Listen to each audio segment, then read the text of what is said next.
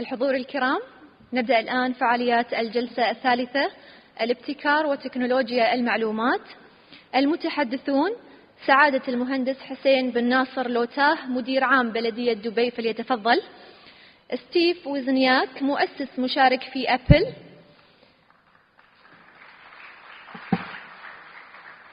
باتريك باودري، كولونيل متقاعد في سلاح الجو الفرنسي ورائد فضاء سابقا. أنوشا أنصاري، مؤسس مشارك ورئيس بروديا سيستمز. ومدير الجلسة صديقنا رز خان. Please welcome on the stage.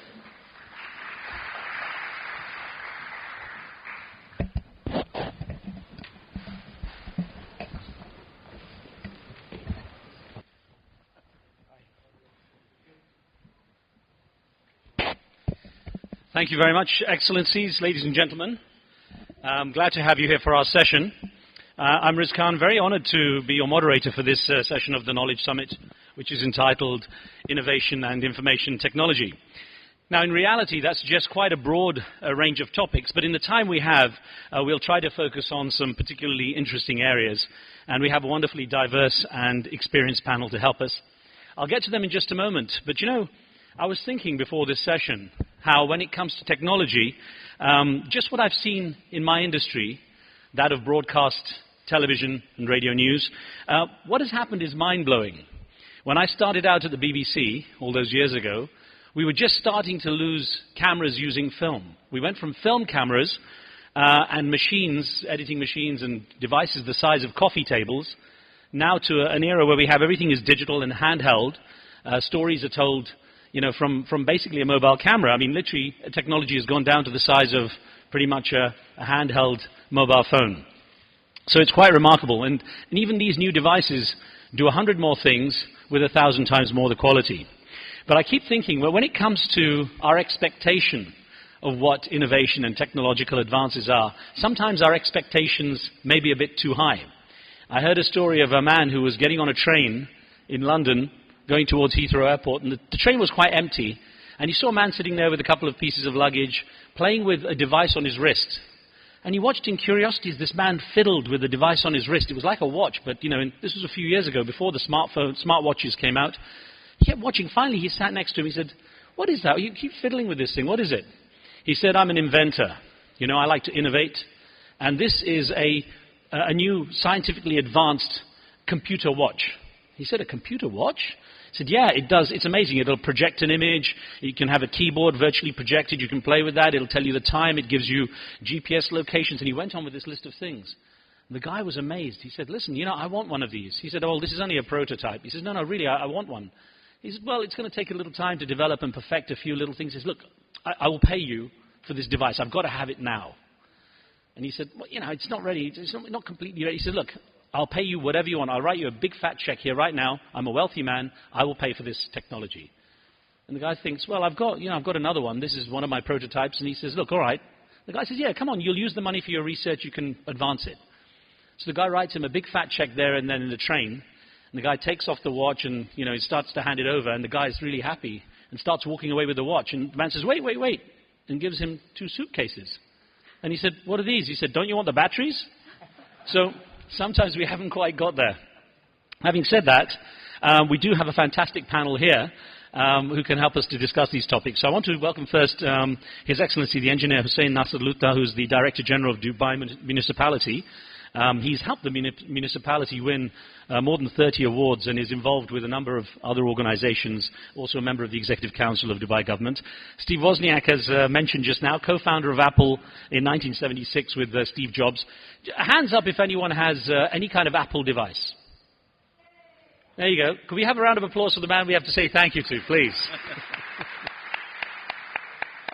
Of course, he helped redesign the computing industry in such a radical way with Apple products, and that's led him actually to being awarded the highest honor possible for America's leading innovators, the National Medal of Technology in 1985. Great to have you here.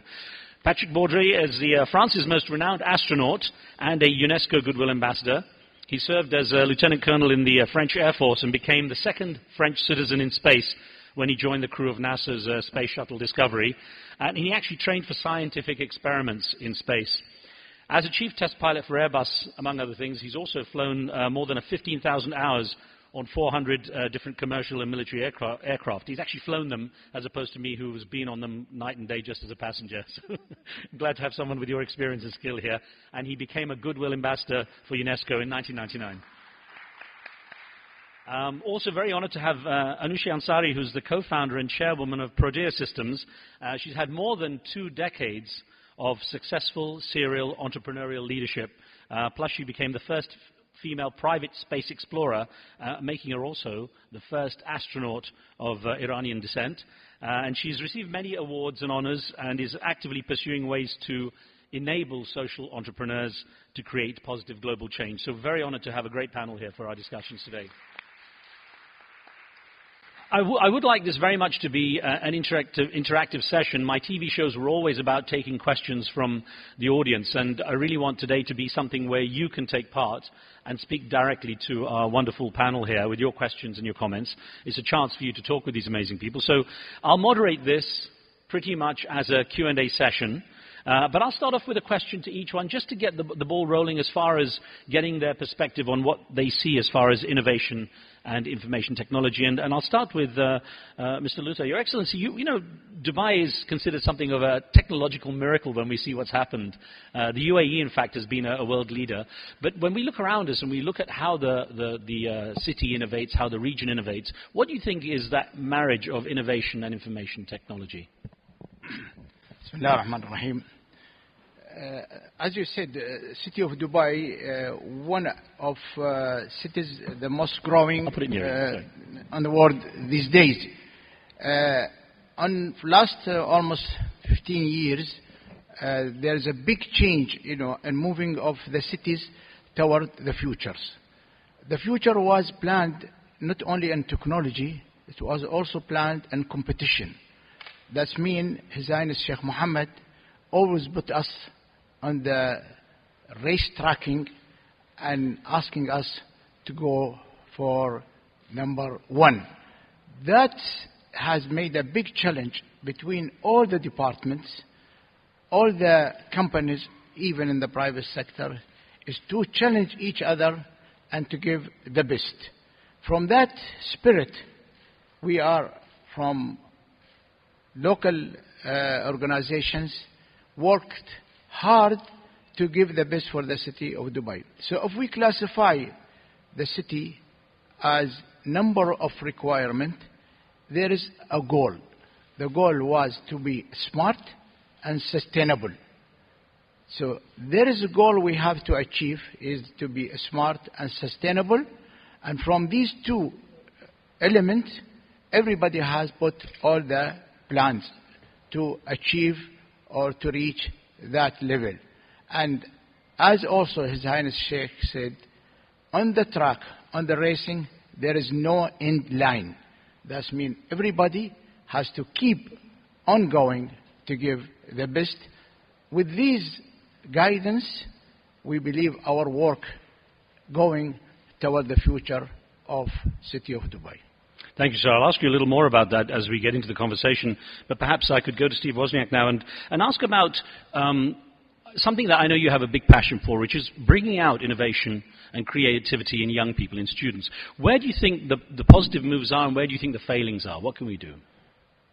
I'm glad you opened with a joke, because to me, humor and creativity are very similar in a lot of ways. If you're going to be creative in designing a new product or a new software, a new app that leads you to a different way of life, you very often go off in a different direction than people have gone before, and then the end product achieves the same goal that people want, but sometimes a lot better. A joke, you tell a joke, and you get our minds going in one direction, and with the punchline, it's, there was a different meaning to the words. You had to make it up from fiction. You have fictions in your head, like science fiction. They say that a lot of today's technology represents things that were in movies like Star Wars and TV shows like Star Trek, and what the science fiction writers wrote about, space travel for one, and that we want these things. That's very important. It's important to know how to create things and to have creative people, but people that have a want and a desire to create something is more important than ones that are told, here is what you will do. Now, your personality tends to settle and be constant. Are you a creative person? Are you an innovative person? Are you going to go and try to explore the world of new thinking and new ideas out of the box?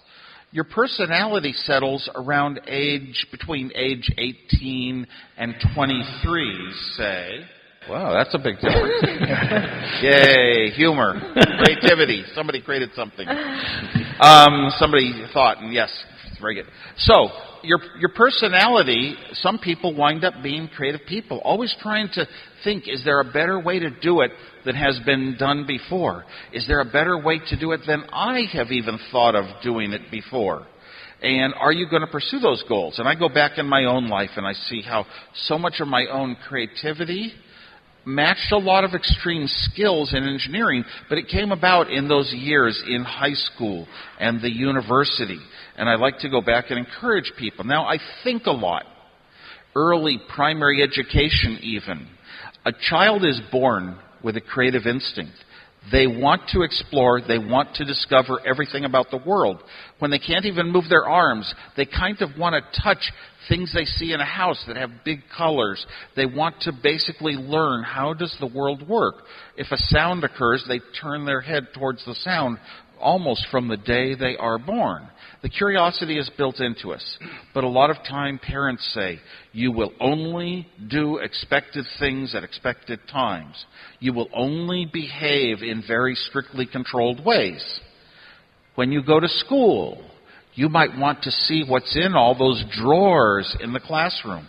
Oh, you aren't allowed to open the drawers because there are 30 kids and the teacher can't let everybody open every drawer they want to. So the numbers of students per teacher, you get told, don't be different than everyone else. You are called intelligent when you get good grades in school. We often say that intelligence, academic intelligence, equals creativity, at least if it's in the sciences, the things that we can get knowledge from and learn about the world and in the past and the future. But the funny thing is, the right answer in those subjects is the exact same answer as everyone else. Is that creative? Or is that it's not your own answer? We talk about learning facts and learning how to think and use the brain.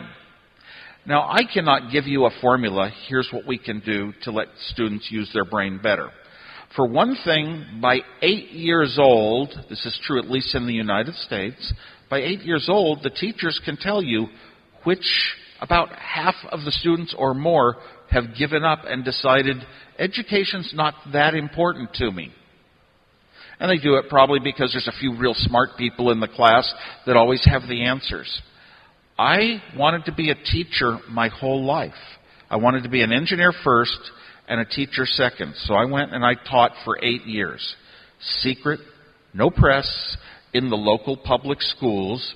And I taught a subject I could do well, how to use computers, before anyone ever had computers, really, for all the school subjects. And I did it because I wanted to. And I found that when you teach, a good teacher who cares, one-on-one can never fail. One teacher, one student, never fail. That doesn't mean that every student that has a family is going to get good education, because a lot of families don't value it highly, or they aren't smart enough to teach it, or they don't have the time. But one teacher can never fail with one student, or with a few students. One of the things that I found in my teaching was trying to bring out creativity. It's less important what I teach, more important that I make the students want to learn it, that I make things fun. And I played with that, and I thought, you know what? For all of history, people have spoken about the good teachers and what we can do to change schools, to make schools really bring out creativity and thinking for themselves among the students. And we all have examples of a few teachers that were that way and helped us in our lives. But I don't want to say the same thing that people have been able to say for 200 years, because they were as bright as me and they thought of the same things to say. I'm not going to add to the conversation. But I thought when computers came into school, a computer could watch a student answer questions and correct them instantly rather than telling them, wait till next day to find out if your homework's right. I thought that was going to make a big difference in how smart students came out of school. And they didn't. They pretty much come out the same as they always have. So it didn't make a big difference. And I sit down today and I say, what could make a difference? I'm not going to suggest reorganizing schools and different classrooms and teachers that will give a little more of their own time and making classes fun. I'm not going to say that because that's been around for hundreds of years. What I'm going to say is something that didn't exist before. This is how I used to design products. Something that nobody had ever thought of before. Well, one thing that does not exist yet is a conscious computer. We're already seeing are these devices that we call computers, the real computers out in the internet on the data center.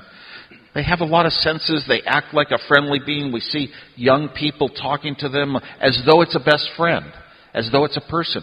What if this became my best friend in the world that knew my heart and my soul better than any human? I would trust it to guide me and let me be taught. If we could have one low cost someday, one low cost thinking with a personality, looking at my face, acting like a human, really being a human and not just a piece of machinery, if we could have that as my guide, I could study all the things that I'm interested in. And I could ignore the things I'm not interested in at a very early age. Oh, it sounds like heresy. You can't propose that. That's not how school works. Well, school could never work that way because you had to have one teacher teaching 30 students all the same things, the whole gamut of classrooms. But in the future, we might be able to do that. And I found when I was in the university, I loved computers.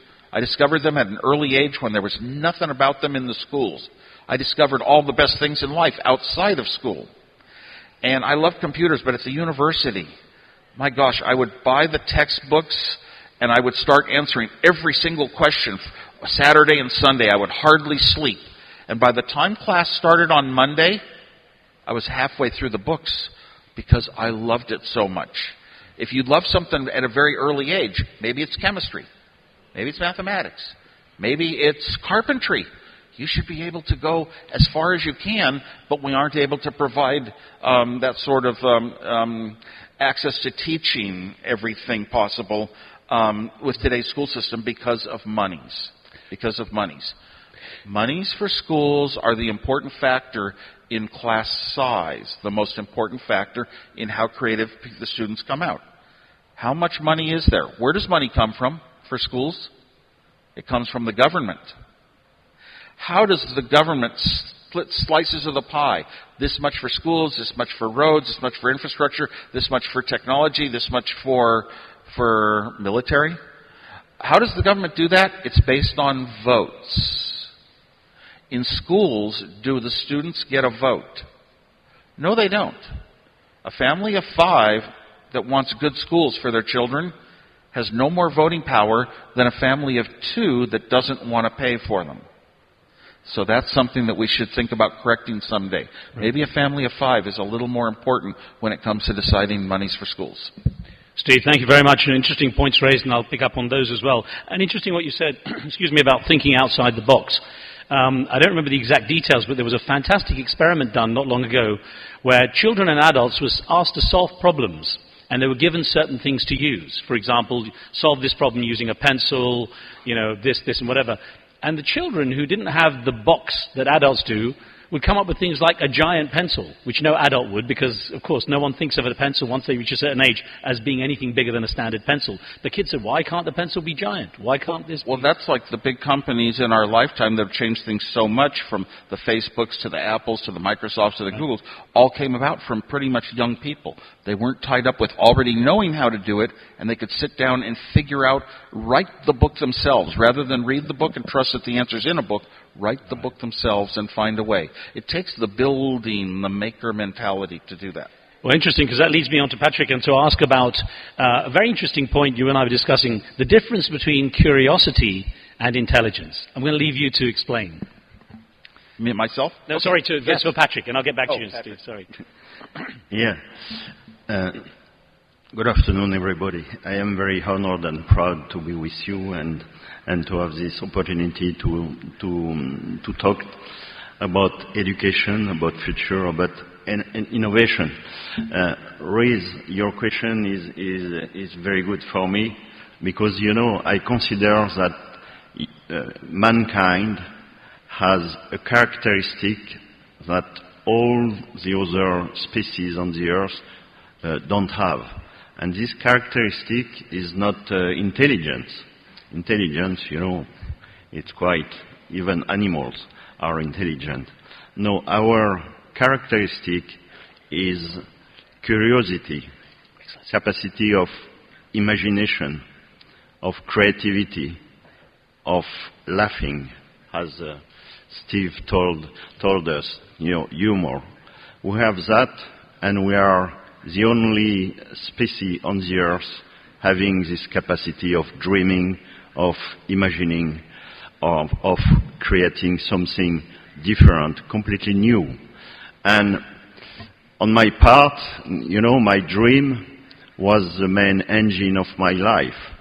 And I dreamt to fly when I was a little kid, and I could fly.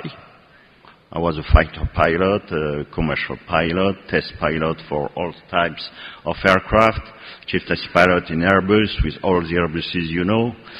And finally, you know, I could fly and I could use my creativity, imagination, improving and making new aircraft, new way of flying. And in space, I did not fly, in fact, to make scientific experiments like Anousheh. My dream was to fly to go further, to go beyond the limits which were my limits so far. And so today my dream is flying to Mars.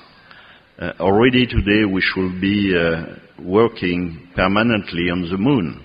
Instead of that, we are flying around the Earth like Gagarin 60 years ago, and for me it's amazing.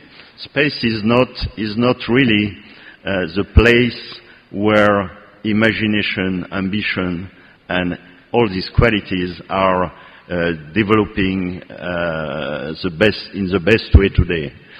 But anyway, the main thing you can build for the other people living with us, living with you, living with everybody, is to educate the children.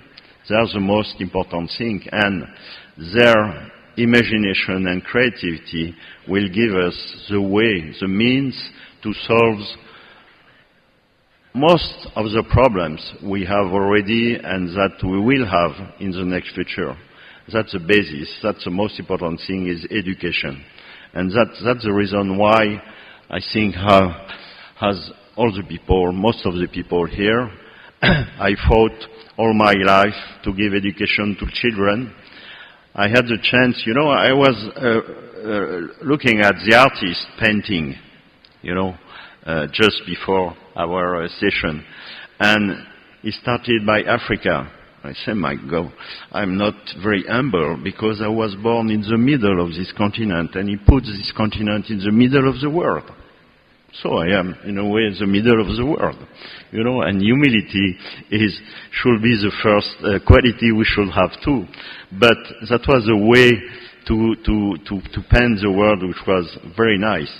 And so I flew into space. I am the first African guy having been to space. I went into space with the first Muslim Arab, Prince Sultan bin Salman bin Abdulaziz Al Saud, who is a great guy and very great friend.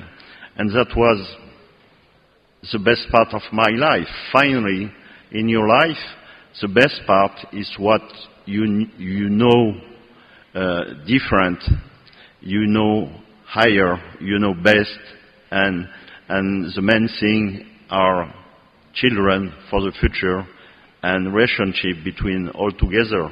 And I think that new technologies, and we have plenty and we will have a lot. You know, you are working on it, and we're all working for creating new technologies, but there must be only tools to live in a better way altogether on our planet. It's what I think, and I thank you to have listened to me this way. Thank you. Thank you, sir. It's amazing. I don't think I've done many events, but I've never had two astronauts on one panel. And I so want to like completely go off the wall and think out of the box and say, what's it like when you sneeze inside your helmet? Or, you know, what happens when you get an itch? But I can't, because we're talking innovation and technology. So I want to ask Anousheh about what you expect to be some of the exciting areas of innovation that might have an impact on our future. Well, we live in a very exciting time where technology is advancing at a very rapid pace. So we see things changing in a very short period of time, and a lot of the technology that's coming together is impacting many aspects of our lives. So one thing that I've seen as a trend happening is personalization and also augmentation around us. So what I mean is when you look at, when you go back, you see that we had mainframes and we had PCs we would sit behind. Then we started having personal computers, and then after that we have our handheld devices. Now we have wearables, and then pretty soon we will have actually implants. And a lot of these things allow us for personalization, but also at the same time augmentation. So right now they're all used to collect data and information and inform us about ourselves and the environment around us. Soon enough they will actually start augmenting, enhancing some of our abilities. A lot of these technologies can be used for a lot of goods. People with disability can benefit from these technologies to regain some of the abilities they've lost. But at the same time, we have to be very careful as how we use these technologies, because technology by itself is a tool. And the way we use it will determine whether it becomes a good tool and helps us and build a better future, better world for us or not. Also personalization, one of the areas that I'm very much interested in is additive manufacturing, 3D printing. And with this 3D printing technology, it's not just printing toys and little things, but it's impacting many different industries, from manufacturing aircrafts and printing engines to food to personalized clothing. I travel a lot, so I can't wait for the day I don't have to carry my own suitcase. I go into the hotel, punch in my card, everything I need is printed for me, and before I go I dump it in a recycling bin.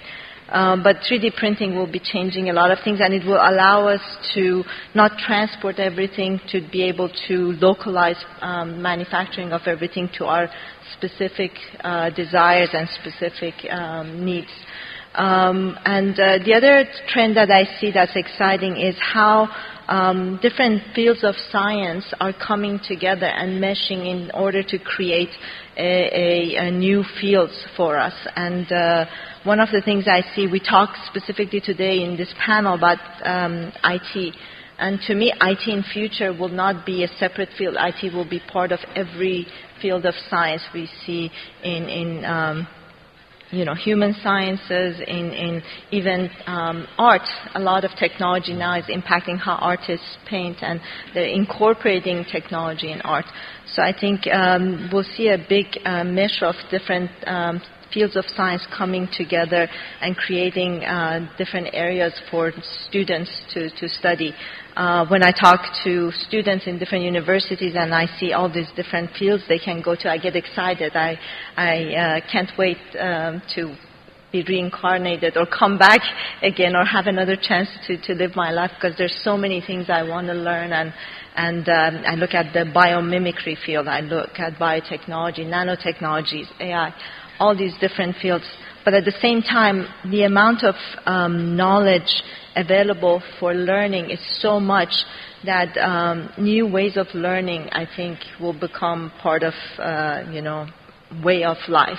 The traditional way of textbooks and classrooms I don't think we'll be around that much longer, because there's no way we can start from the beginning and learn everything and get to the place where we can actually add to the knowledge.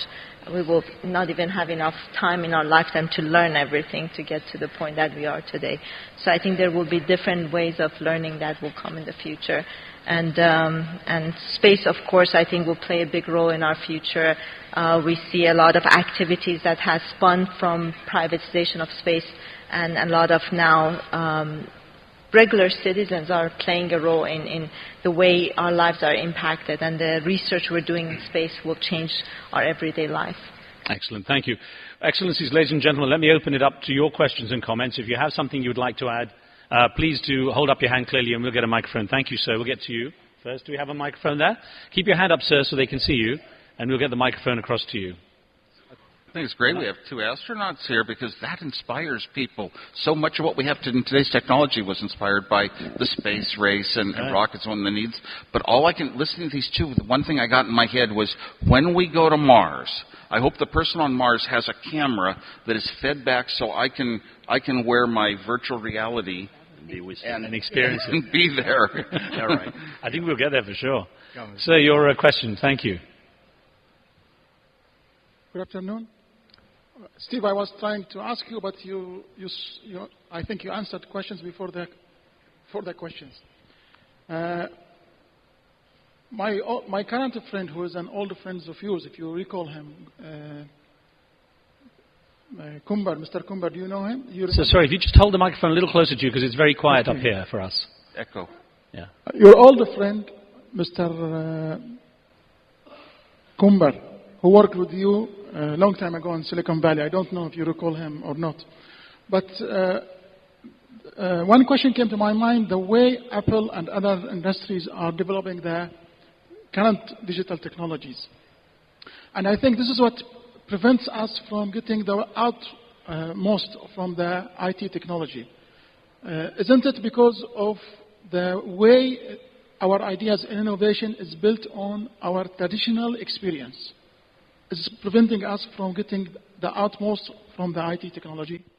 It was very hard to hear that, but were you saying that the limit that we have to innovation is our past experiences, the way we've been conditioned to it? I repeat the question, sorry. My question was, I think what prevents us from getting the utmost from the digital technology is the way that we build our experience from innovation. Our innovative ideas now is built on our traditional way of thinking. Traditional way of thinking, yeah. So I think we need to go back down to schools to develop new digital smartness or digital... Right. That's what I was getting at. It's an excellent point, that perhaps the way we think, the traditional way of thinking, Steve, limits what we can get. It restricts really the maximum experience out of digital technology and innovation. Perhaps we need to create a new way of smart thinking in schools from an early age that allows us to harness it. A little bit that makes me think of the comment that schools will not be coming out of books and the old way in the future. You have to open your eyes to life being changed very much more drastically than you really think. You think that your culture's going to hold and you want to keep it the same. This is the only way that works.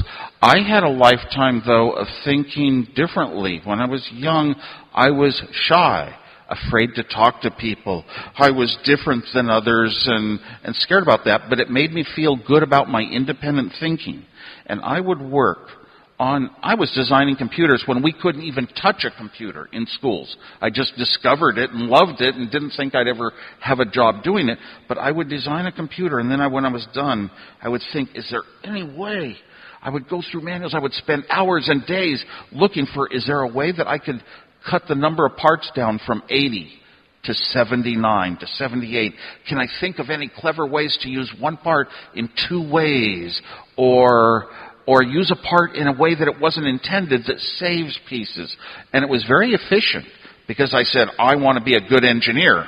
Engineering is efficiency. And efficiency means less in for more out. Well, that, in the end, I wound up I had this magic period in my life, design that was so different than anything else anyone had ever considered.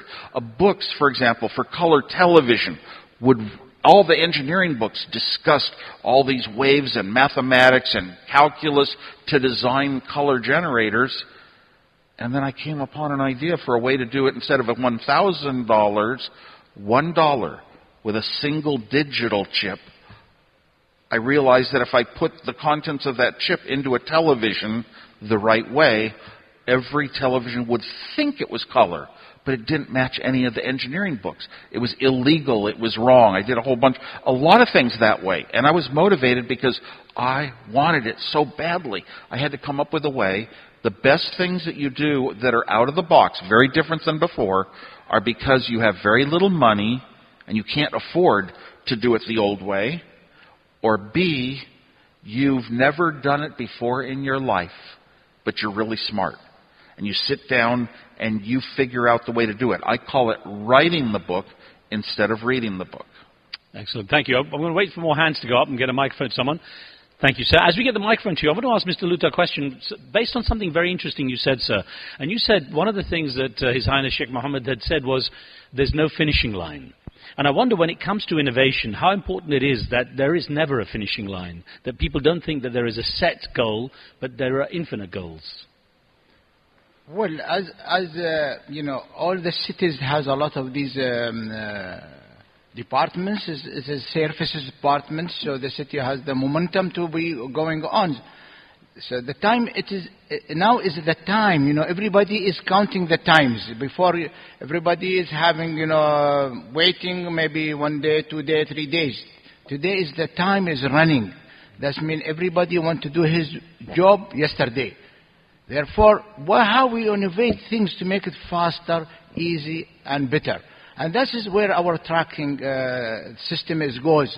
For example, we are in municipality. We just introduced a project called 10D. 10D we be having a lot of visitors, every day, more than 500 to 600 consultants, who's doing the building or the contractor. Today we reduced that almost 80% because we started doing with the audio video, a smart audio video. What I mean by smart audio video? That means I loaded the system with the drawings, then I communicate with the consultant through the monitor, and we can solve all the problem without he is moving from his office, without he is driving the car, making less pollution and looking for a parking. But that's not the end.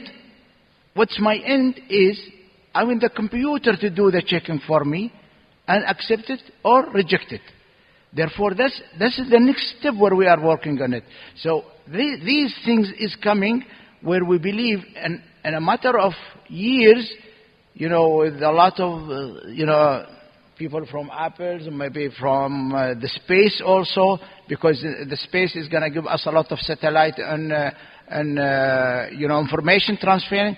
They will come a day, everything is going to go by electronics. It will be, coming. But, okay, what will the people do? Then that's the question, isn't it? That's the question. Yeah. I believe the people, they will go to the space. to escape. Thank you for your patience, sir. No problem. Thank you very much, everyone. My name is Sultan Al-Subhi. I'm a 23-year-old young inventor. I'm exhibiting outside, and it's a pleasure here to talk in front of all of you. It's a great opportunity. I just came back from Penn State. I go to Penn State. And honestly, I stopped college for many reasons, when some of them what you've said, Mr. Wozniak. But before that, honestly, I'd like to ask everyone to give Mr. Jamal Huwairab a round of applause, because he's the person who was behind the setup outside. So if we can just give him a round of applause, please. Thank you, sir. Thank you. My question to Mr. Steve Wozniak. I'm I would say, the founder of an app called Readathon. And during this app, we're trying to revolutionize the way people read. Because in this part of the world, the annual reading time is 6 minutes per year. And that's really, really low. And me as a young inventor, and with the team that I'm working with, we're trying to incentivize the way that people read here. My straight question is, the way that you founded the App Store, where people can go in and pull in apps, some of them are paid and some of them are not. We're trying to do the same concept, but with the book store. So kindly, after the panel, if you would come up outside, I'd like to show you the app. I might like to listen to your ideas. That'll be really helpful, and I appreciate that. Thank you. Thank you. Well, it's people like yourself that I admire all over the world. Ones who have an idea of ways to help society, help others with some technological achievement, and go at it. One of the first things to note is that being able to create something isn't necessarily as important even as marketing it. Getting the word out, knowing what to put in, what to leave out, how to get it well accepted by people. And that might be an example of that, but yeah, it just sounds so important. All of the smartest people that I knew throughout my life did a lot of reading, particularly when they were young. And Patrick, that's an important point, isn't it, that inspiration is a big factor. I know, of course, with the work that you have done. Yeah, and then I was thinking... books. Yeah, so... Movies. So as I was asking Patrick now, with space, you have the space as a is such an inspiring thing. How do you see using some of the advances and some of the exciting things that we hear about as inspiration for people to take this step to do something new, to innovate? Yeah, I think space is like in our life on the Earth, you know. When somebody has a new idea, that gives the way to find the right technology to solve the problem of this new idea. You know, I was thinking, listening to Steve and to Anousheh, in fact, we work a lot and we create a lot and we improve a lot of technologies. But there is one thing, apparently nobody is thinking of improving the way we can handle it. It is the time. You know, Albert Einstein gave us a way a long time ago, and the time is above us, is among us, it is leading our lives. We try to improve the health, we try to improve the way of voyaging, the way of doing the things, but nobody tries to handle the time, to compress the time, to expand the time, you see, that's, you know, when you work in a new area, technological, scientific or so, you must stay very humble anyway, because something is above you, is among your capacities anyway. But our imagination is limitless, and I'm sure that one day somebody will find a way not only to improve the different technologies, but also to find another way to improve our life on our planet. I am convinced of that. And I am fascinated by the students and the children, because most of them, or some of them, have a great capacity of imagining and creating, and we don't know. And so each time I have the chance to talk to students, I think, my God, maybe one of these guys will be inventing something, creating something like Steve did. It changed my life, you know, Steve Wozniak, in a way. I remember I trained for 2 flights with the Russians at the end of the 70s, beginning of the 80s. On board of Soyuz, there was no computer at all. At all. When I flew on Discovery with the American in 85, we had a laptop. I didn't know how to use it. I did not care, because we had practical problems, you know. But that was already such a big step. has a big step, has the big step of Neil Armstrong and Buzz Aldrin working on the moon, in fact. And so, things are going through our lives, and we have to stay open to everything. And some of us will be able to take us beyond what we imagine today. And that's great. Let's see if we can get some more questions. Any hands going up? We'll come to you and then I'll get to you at the back. Just quickly squeeze in a question actually for Anusha here. And when you talked about the factors that you feel are affecting our future and that might create innovation, what do you think are the factors that might affect the speed of change? What might actually make a difference and how fast we can innovate? Well, I think a lot of things are in sort of a natural fast track. So we've all heard of Moore's Law and how by pace of change in technology and the reduction of cost, accessibility change. So what we've seen, or in my opinion, one of the things that has really fast-tracked rate of change is the fact that more people have access to the knowledge.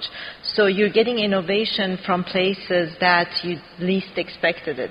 I'm part of the X Prize Foundation, and we do a lot of different competitions. And the winners or the finalists in the competitions are usually who are not experts in the field. So the innovation is actually not coming from the experts, it's coming from people who, for example, we had a 100 mile per gallon car prize. And the winning team was a group that came together out of a real estate person who had a passion for cars and went and talked to a mechanic and said, hey, let's try to design something together. So it's coming from people who have an inspiration or a passion, and then they don't have the limitation of the knowledge they have been told that this is how things work. So because they don't know how things work and they're just going about learning it, and there's now a way for them to go online and learn about anything they want to know. So we're getting people getting involved in innovation, and that's expediting the rate of change. Thank you. We have about 10 minutes left, so I'm going to try and get these next three questions of the hands I saw go up. And because we're so short of time, we only have time, and I'll get those in, and then we'll get the answers. So, sir, you go first, and we get the microphone to the gentleman back there. Thank you. Very close, please. It's very hard to hear up here. Yeah. My name is Ahmed bin Sulayem. I work with the Dubai Multi-Commodities Center. My question is to Stephen Wozniak. A few years ago, Nokia dominated 95... I'm here. Nokia dominated around 95% of the market, and there are a lot of theories on why it failed or lost share. One that caught my attention was they did not invest in patencies. They thought they could develop it on their own and not field these ideas that came from the younger generation or what was coming in Silicon Oasis. They felt they could ring fence it on their own and develop their own R&D. And from what I understand, the big players, the Facebooks, the Apples, and the rest bought a lot of patencies, and not just the ones that make the big headlines, the ones that are below 100 million, the 50 million, 20 million. How much of that plays a big role on the future of the technology industry in your view, and what's your opinion on that? All right, before we get to that answer, let me see if we can get a microphone. There was the gentleman who was further back had his hand up. Sorry, sir, it was the gentleman just a little further back. Yeah, I'm sorry, because we're so short on time, I want to get that. Let's get the microphone to him there. I'm sorry, there's going to be, and then there was one other gentleman, I didn't see where he was in the middle, he put his hand up, but, oh no, he's there at the back, that's it, yeah, that's it. I'm sorry, I went to the hands in the order they went up. It's actually the gentleman there, sorry. Sorry, our arranging his seats arrangement. We're so short of time, I'm sorry that we have so many questions and we'll only get a couple of these in. I want to get these three and then we'll answer them and we can wrap up. We're keeping our microphone runners really healthy. Assalamu alaikum wa rahmatullah. Is it possible if I can talk in Arabic? Say again? Is it possible if I can talk in Arabic? Go. Or do you prefer to talk in English? Oh, well, we've got very little time, so. Fine, no problem. My name is Nasser Al-Masri. I'm from Kuwait, from the Arab Youth Federation. I have two questions. One of them is related to what's have been said in the morning about the quality of education in the Arab world. Till now, I'm having a big problem with the ministers of education. They are thinking for us, not thinking with us. So they are creating certain curriculums, and they are asking our own kids or our own young generation to study whatever that they are making for them. Okay. Nobody is making a curriculum according to our own needs, our own realities that we are, or hobbies or interests that we have. Okay. The other question is about the making of Apple. Till now, we are just followers of your own way of making things, like the other industries in the Arab world. When are we going to be makers of that industry?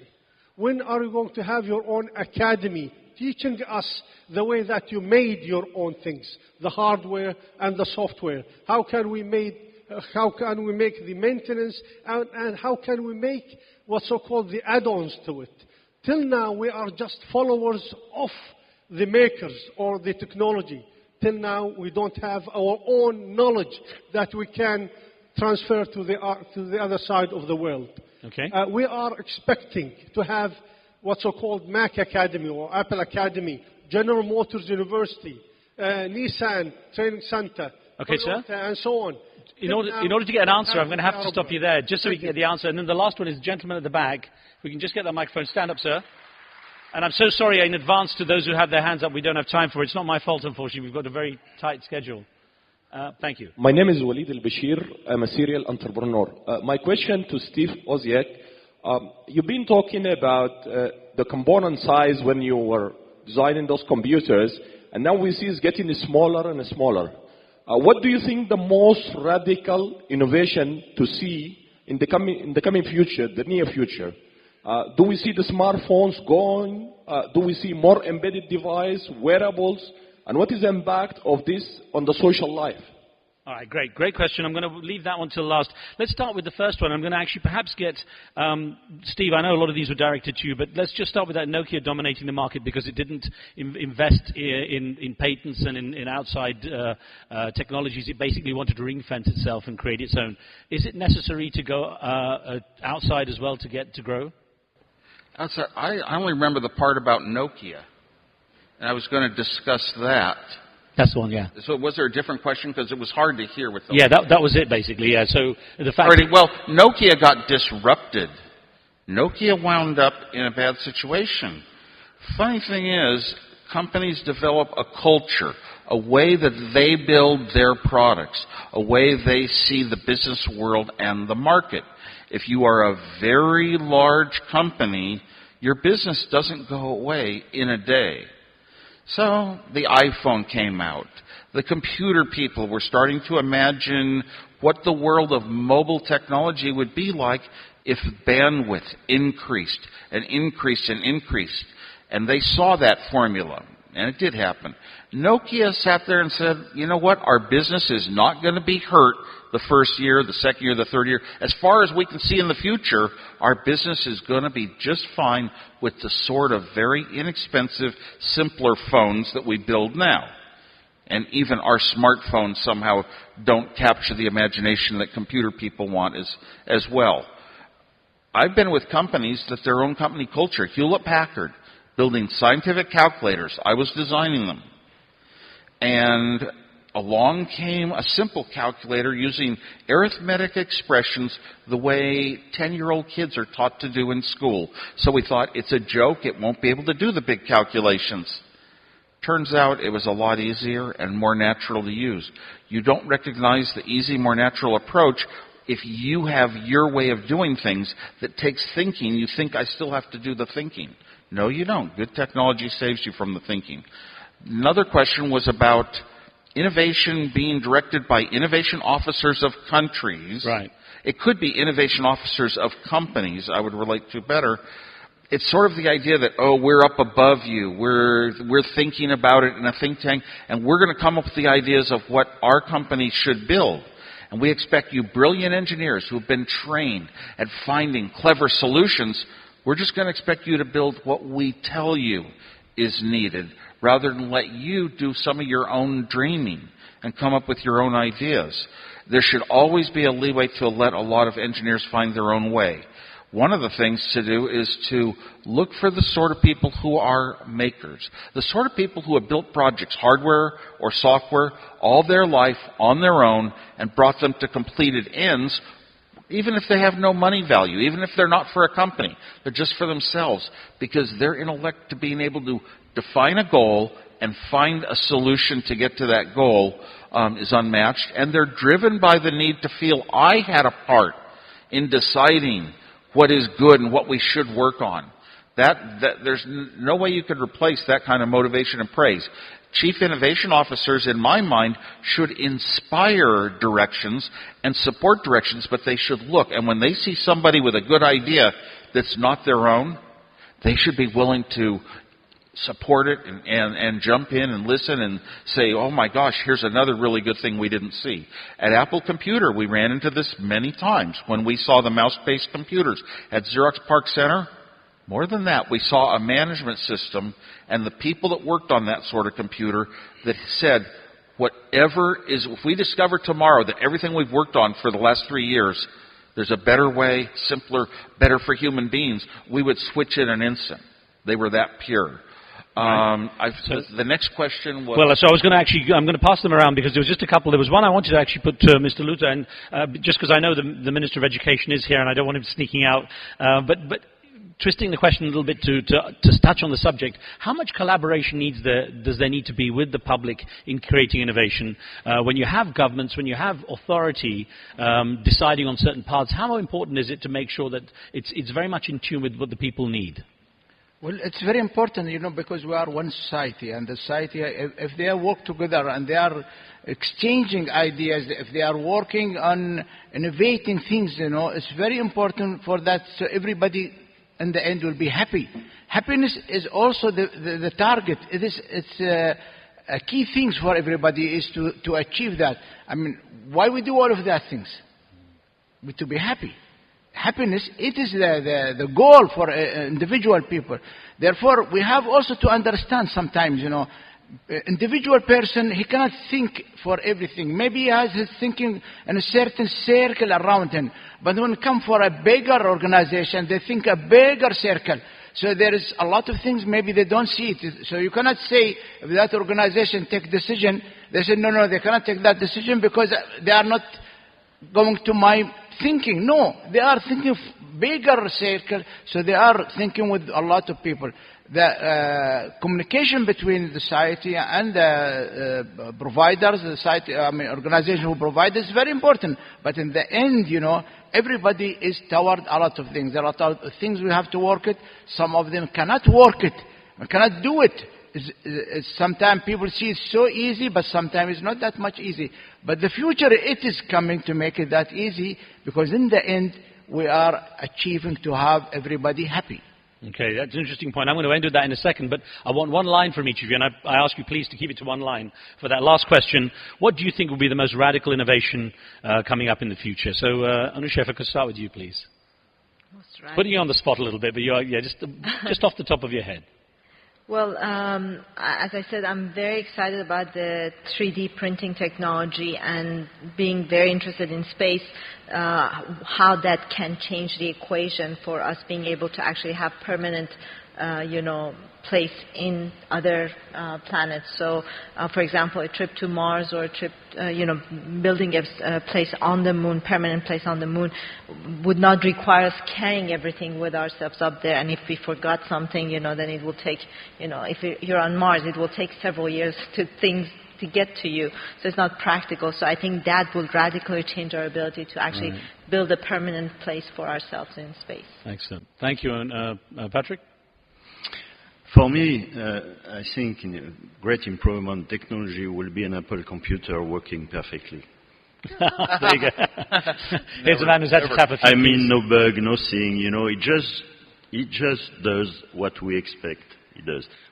Which was the case 20 years ago, Steve. Every computer will fail. We should kill the people that brought these things to us. That's right. Okay, well, I think there's no one right answer. Any answer to this question is equally good. I see things that are like artificial intelligence. I used to, be a computer expert and memorize all the commands and the ways to use computers. And now I have my smartphone. And do I want to go through a structured process of tapping here and entering data there and getting the job done real efficiently and it looks like I'm as fast as a young teenager? No. I just want to have a thought in my head and speak a natural thought. And no matter how poorly I phrase it, the machines understand me. I love it when the machines understand me. They aren't really artificially intelligent. It's only simulated intelligence. It's only programmed intelligence. But it sure does make life seem to me like they're a little bit smart and they're more of a real helper. Interesting. I'm going to summarize that as I want to be understood, which basically is the key to marriage. So, Ms. Tilliter. Well, what I see in the future for the cities, I wish I have to see cities without cars. Cities without cars, there you go. I believe today there is a lot of innovation is coming. You know, lately I've seen one of the board is a flying board, is the opposite to the gravity. It's just flying from the ground with a 10 centi, 15 centi, which is mean is flying against the gravity. So I believe one day, you know, we'll find the people, it is moving with the tools, and that's mean we will not have a cars, we will not have a pollution, we will not have an accident, and this is the future, what I believe in it. And we hope so. I leave you with a thought, because we are desperately short, and I do apologize to everyone with the lack of time, but I leave you with a thought that accountability also comes into this. And I know a few of you heard me tell you about this in the past who've met me, that, you know, accountability became a big thing for many big corporations. And one of the US airlines... Lady, you want to... I know, just we're so desperate. You have to be fair. I have to be fair. All right, so the lady gets a question. I've been overruled. This is to... No, go on, please. It's not working? It's not it is working. To Steve, you just mentioned voice recognition. I'm a partner in a tech firm that developed the first Arabic voice recognition engine. Thank you. That is so good. Yeah. My question to you is, other than personal use that you just stated, what do you think the possibilities are for voice recognition, and where do you see it having most impact? Thank you. Voice recognition has been just growing, getting better and better and better. For example, on my smartphones, they often understand my words but don't understand my meaning yet. And then the next year, they start to understand more of the meanings.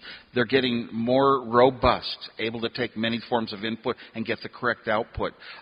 Sometimes it's really strange. One thing I discovered, we're thinking about, how does the mind work? We don't know, but Google hits on a lot of answers, because you used to ask a smart person a question, and now you do a Google search and you get back tons more information, so it replaced a part of the brain.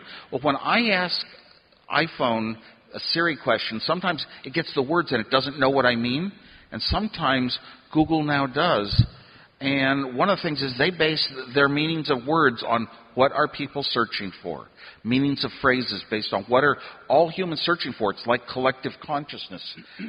There might be a definition in a dictionary for earphone.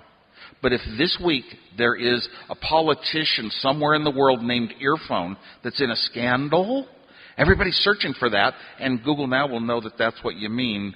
So I think what the masses of people are looking for in information helps define maybe how the brain works and processes info. Understands the words but not the meaning. You're back to marriage again, aren't you? Well, good. I appreciate that. So just a quick thought, the accountability. So I heard that one of the big US airlines said, you know, we've got to have more accountability. And they decided that when the pilot does a bad landing, the pilot has to be the one who takes all the complaints, because normally the crew gets all the abuse. So after one really terrible landing in the US, all the crew hid in the shadows, and the pilot stood at the cockpit door watching all the passengers get off. They were all a bit shaken up after this terrible landing. And no one said a word. And he thought, oh, I've got off the hook. But at the end, this elderly lady was taking her time getting off. She was the last passenger, and she stopped and said to the pilot, Sonny, can I ask you a question? And the pilot said, yes, ma'am. She said, did we land or were we shot down? So, accountability. Please, a big round of applause for our panel. Apologies to you who put your hands up and couldn't ask a question. Apologies to our next moderator, as we've just gone over a little bit. But thank you very much again. Thank you. Thank you.